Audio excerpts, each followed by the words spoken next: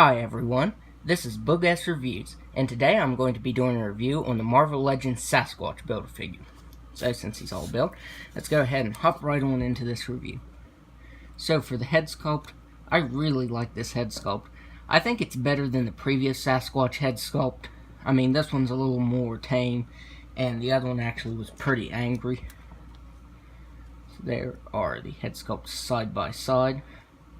And I don't know, I kind of like the new Hasbro one more because it just looks more Sasquatch-like, I guess, would be what I'm thinking. It looks more animal-like than this one. This one looks a little more human. And you can tell that side by side, this Sasquatch is a lot bigger and more muscular than the previous Toy Biz Sasquatch. I really like both of them, but I'd have to say, I think I like this Build-A-Figure better. Because he's got lots of nice sculpted fur. Or would it be hair?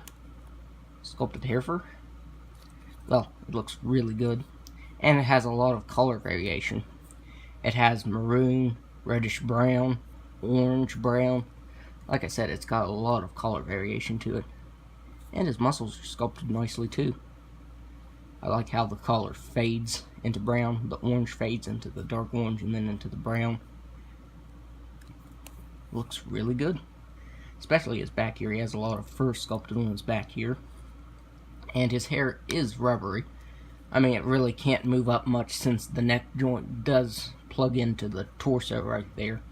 Like, it's basically resting on his back. The hair's resting on his back, so you really can't get it to move back any further than that. And then he has some more sculpting going on right here. And I think another cool detail here is that his fingernails are colored different colors. The previous Sasquatch figure was just orange. That weird bright orange color. And didn't have any color variation.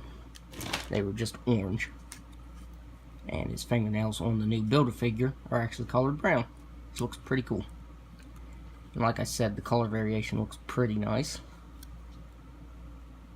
And you don't get as much color variation on his legs, but right down here, his calves have some sculpting detail with more fur and more paint detail. And his feet are also different than the previous version. And I will show that right now. Again, the toenails weren't colored different color. They were just cast in the same color as the foot right there. I like the new feet too, because he is Sasquatch, and he is Bigfoot, so, you know, he should have big feet. These are too small. I think that's my problem with the old Toy Biz Sasquatch, is that it's too thin, like it's not bulky enough to be Sasquatch. It would be nice if you could combine both of them, like the bulkiness of the new Build-A-Figure with the height of the Toy Biz version. So that would be nice. This one is... it's actually taller. I thought it'd be shorter, but no, it's actually taller. But yeah, I think if you could combine these two, it would be like the ideal Sasquatch figure. So that's about all for the Build-A-Figure. Of course, you get all the product details and stuff like that on the bottom of his feet. So now let's go over the articulation. He's got a ball-jointed head that can't move back at all because his hair hinders that. Like I said, the head plugs into the chest right there, so the hair's just resting on his back right there. But he can look down all the way. He can move his head side to side. He's got ball-jointed shoulders that can move out this far.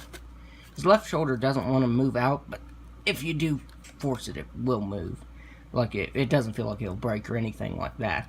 But you do have to kind of put a little bit of force into it. He's got swivel at the bicep. Single jointed elbow, which doesn't bother me. I think it's pretty effective. He's got swivel wrist that can move side to side and up and down very far. Although that peg is a different color. Well, on the upper side there it isn't. But right there it is. Would have been nice if they could have cast it in two colors. The light brown for this side and that color for this side. He has an ab crunch that can move back all the way. When you move it back all the way, you get quite a bit of gappage right there. So I prefer just to leave it like that. and you can crunch forward just a little bit. But when you crunch him forward, he doesn't really have that much of a gap right there. But if you crunch him back, you will get a bunch of gappage right there. He's got swivel at the waist, ball jointed hips that can do a complete split, which I'm pretty surprised, since this is a Build-A-Figure that has that much hip articulation. He can kick forward all the way. He can kick back all the way. He's got swivel at the thigh, double jointed knee, swivel at the ankle that can move up and down. It can move up more than it can down. And he's got an ankle rocker that helps stabilize him. Actually, this toe right here helps to stabilize him more. But, yeah. So, the articulation is actually pretty surprising. Since he's such a big Build-A-Figure, I figured he'd have less articulation, or his articulation might be hindered, but it was not. So now, before we do some size comparisons, let's run down all the figures in this wave from my least favorite to favorite. So for my least favorite here, I'm going to give the spot number 7 to X-23.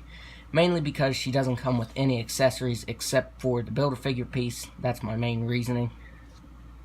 So, she is the least favorite out of this wave for me. Up next, and this is going to be surprising since I was so excited to get it, is the X-Force Deadpool. And I think the reason I was so disappointed was because it has the same flaws as the previous Deadpool. He can't really hold any of his accessories. And I did get him holding Domino's accessories, but I had to use rubber bands to get him to stay in his hands. So if you use any of the weapons, you're going to have rubber bands or something like that to hold them in his hands, which is unfortunate. So that's why he's at number 6. Up next is Paladin. And Paladin's a really good figure. It's just not a major figure that I'm into. There's nothing actually wrong with him, you know. Like I said, it's just not a character I'm really big into. So there's Paladin.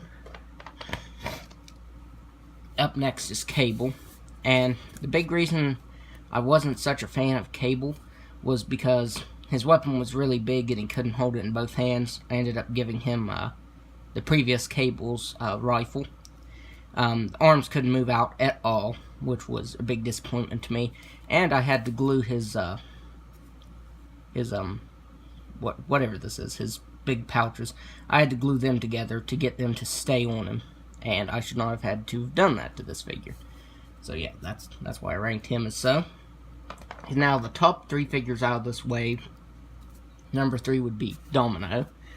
Because I really, really love Domino as a character. And this figure did not disappoint. And she was definitely much better than the previous Domino figure. At number 2, we have the classic Deadpool. And I did give him Gwenpool's swords because I think that Gwenpool's swords were a little bit too big for her, so I just switched their swords around. But this is still a really awesome figure. This is the Deadpool I'm currently using. This is my favorite Deadpool figure in my collection. And number 1, as you probably figured, my favorite figure out of the wave is Deathlock. Now, his weapon wasn't the greatest, but I ended up switching his weapon with the previous, or the Juggernaut Wave Deadpool's futuristic rifle there. And that looks pretty good. So, my number 1 favorite figure out of this wave is Deathlock.